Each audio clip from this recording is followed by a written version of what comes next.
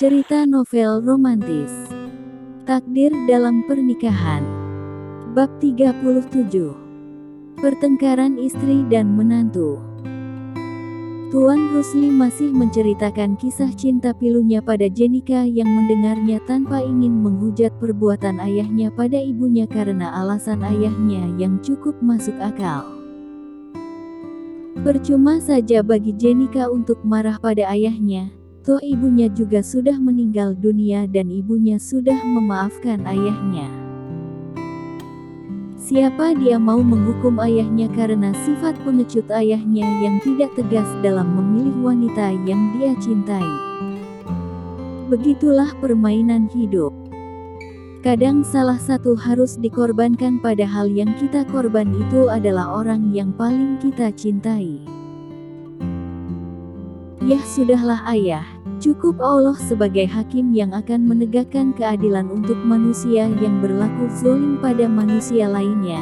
Sarkas Jenika terdengar halus namun sampai menusuk hati ayahnya. Nak, apakah kamu mau memaafkan ayah? Karena ayah sudah mengabaikan kamu dan ibumu.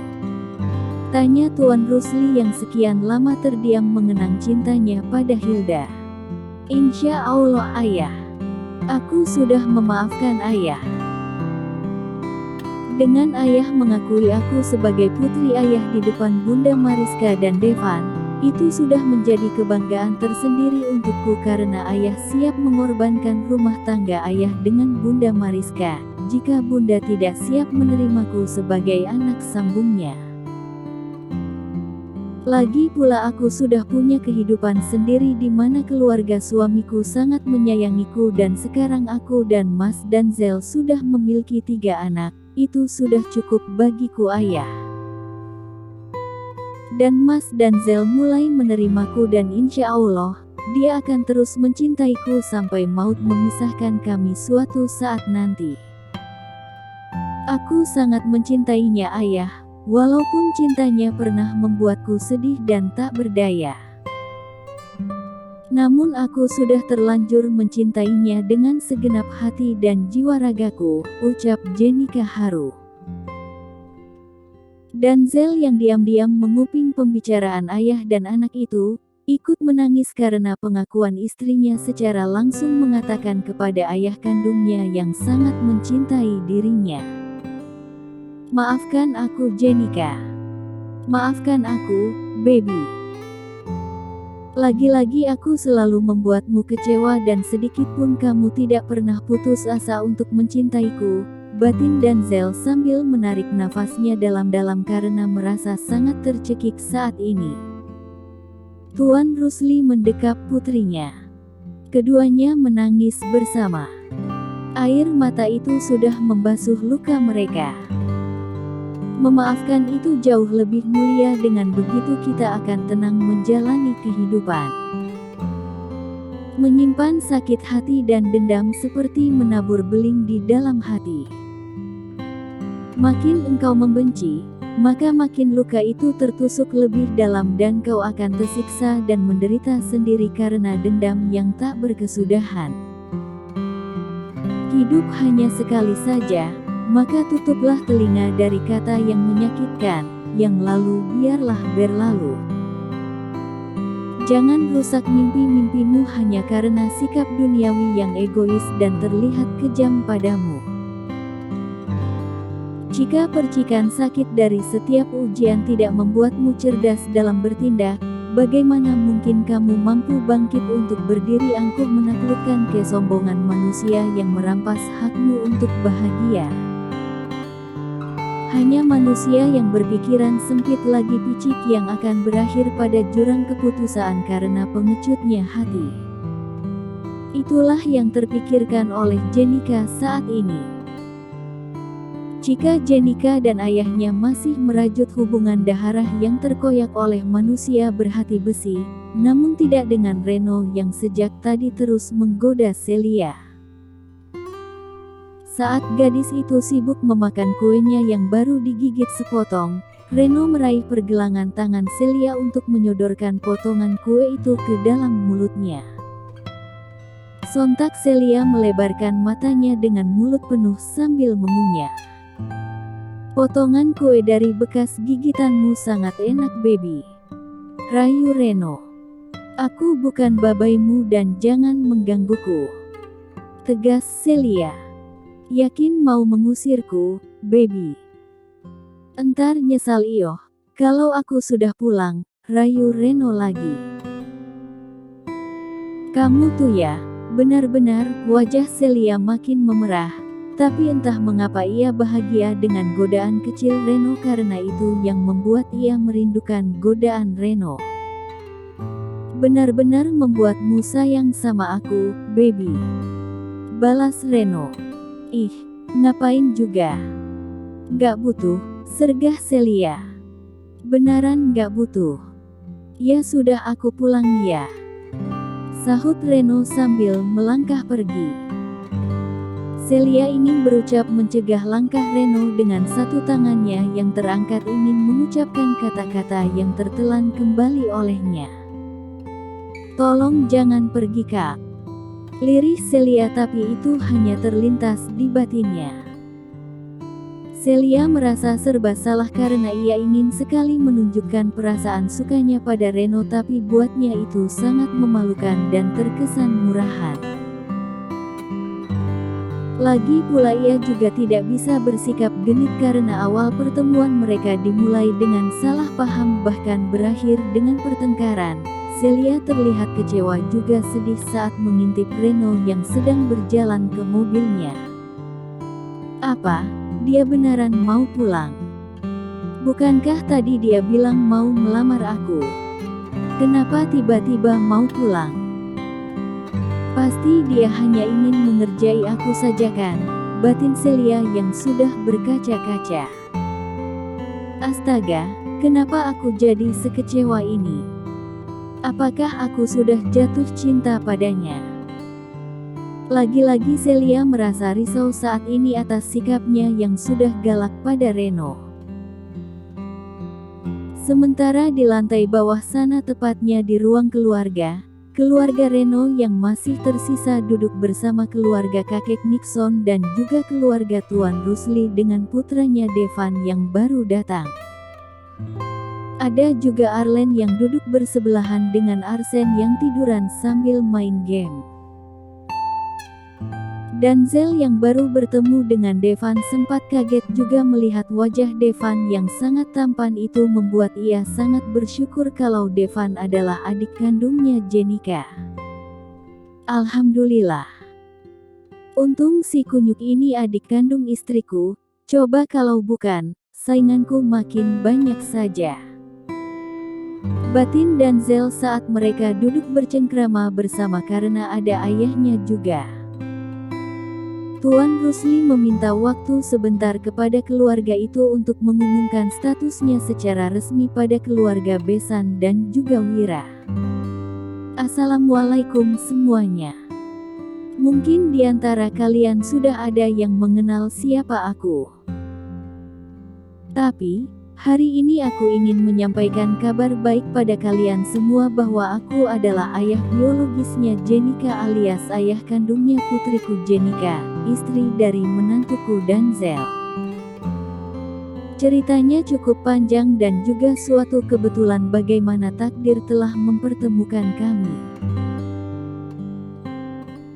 Untuk itu, aku mohon maaf dan juga rasa terima kasihku kepada keluarga Besan terutama kakek Nixon yang sudah mau menerima putriku menjadi cucu menantu pertama di keluarga ini, dan sekarang Jenika tidak sebatang kara di dunia ini karena masih ada aku ayah kandungnya yang akan terus mengawasi kebahagiaannya, ucap Tuan Rusli dengan tegas. Terima kasih Tuan Rusli atas kejujuranmu yang mengakui Jenika sebagai ayah kandungnya dari cucu menantuku Jenika. Kami tidak sedikit pun ikut campur dalam hubungan kalian dan bagaimana kisah hidup kalian karena semua orang pasti punya kisah hidupnya masing-masing. Kami begitu bangga memiliki menantu seperti putrimu Jenika yang luar biasa jeniusnya. Bukan hanya cantik saja secara fisik, namun kecantikan akhlaknya dan juga keberanian dan ketegasannya untuk memerangi kegelapan yang dilanda oleh kejahatan.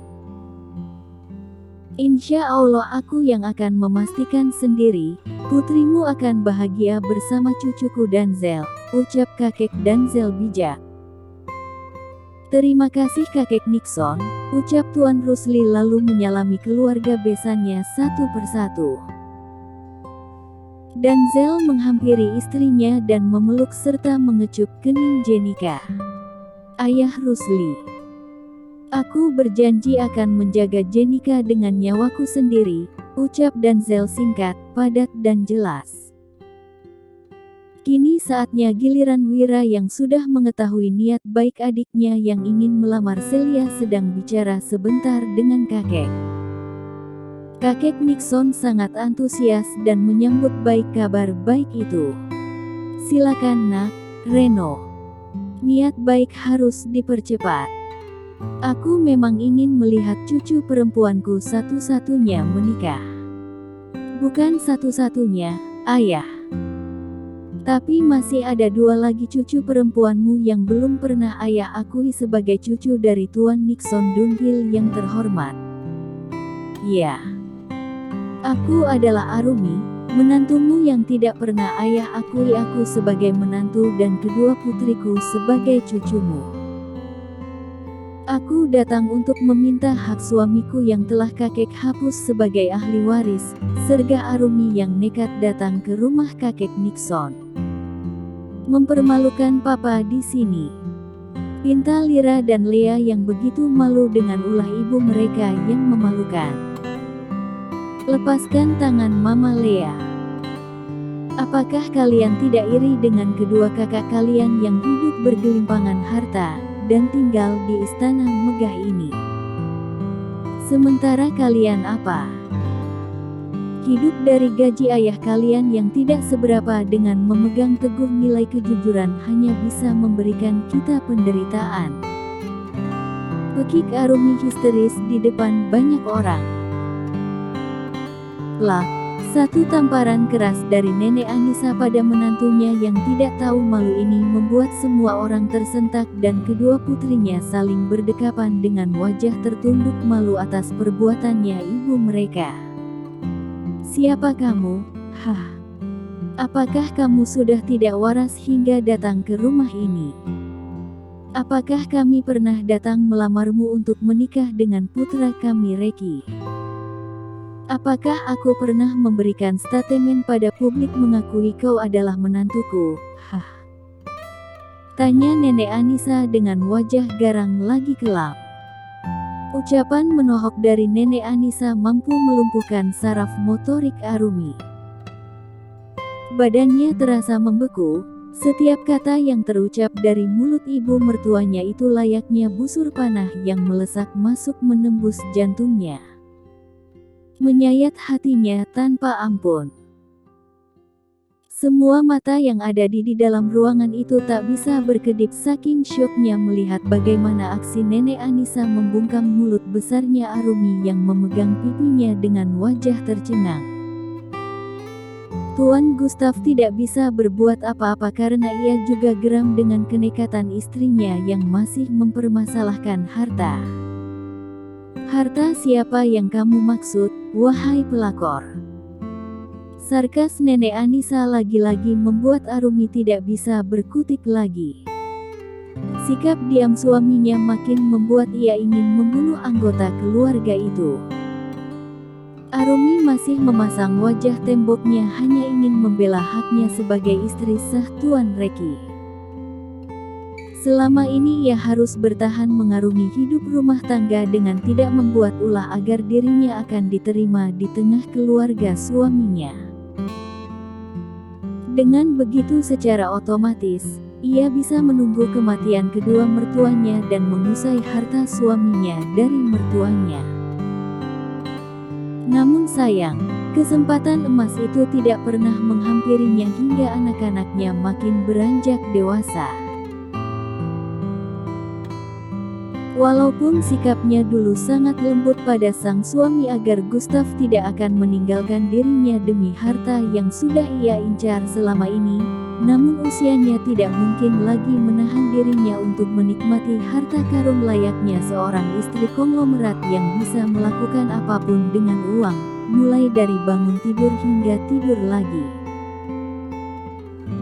Beruntunglah kedua putrinya dididik oleh Tuan Reki untuk hidup mandiri dengan kecerdasan otak mereka yang selalu mendapatkan beasiswa penuh dan menahan diri dengan keinginan dunia. Keduanya memang berkiblat pada didikan ayah hingga kebaikan nilai-nilai akhlak mulia itu terpatri dalam sanubari mereka. Tidak dengan sang ibu yang menyimpan bara dalam hatinya untuk membumi hanguskan keluarga suaminya suatu saat nanti.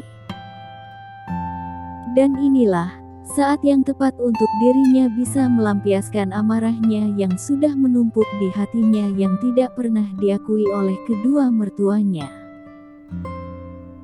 Yah, aku memang tidak waras. Ucapannya terhenti kala luapan emosinya sudah bercampur dengan cairan bening yang menyeruak dari mata beningnya hingga melunturkan makeup memoles wajah cantiknya. Aku hanya ingin mengambil yang seharusnya apa yang menjadi milikku yang di dalamnya ada hak suamiku dan juga kedua putriku.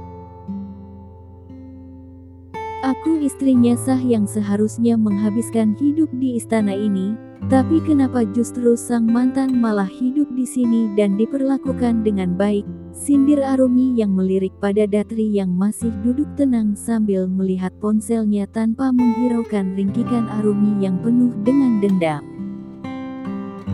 Wanita cantik nan anggun ini tidak terhasut sedikit pun dengan amarah Arumi dan itu membuat Arumi makin memanas. Kau, haha. Jangan bandingkan dirimu yang murahan itu dengan Datri yang bukan hanya mantan istrinya putraku tapi dia adalah kesayanganku. Walaupun dia sudah menanggalkan status istrinya putraku tapi masih ada hubungan darah antara dia dan suamiku karena Datri adalah keponakan kandungnya dan otomatis keponakan aku juga. Dan jangan pernah bandingkan dia denganmu karena kecantikanmu hanya berdasarkan makeup tebal agar mempertebal topeng wajahmu itu yang penuh kepalsuan karena kami sudah menduganya dari awal kamu menjadi pelakor.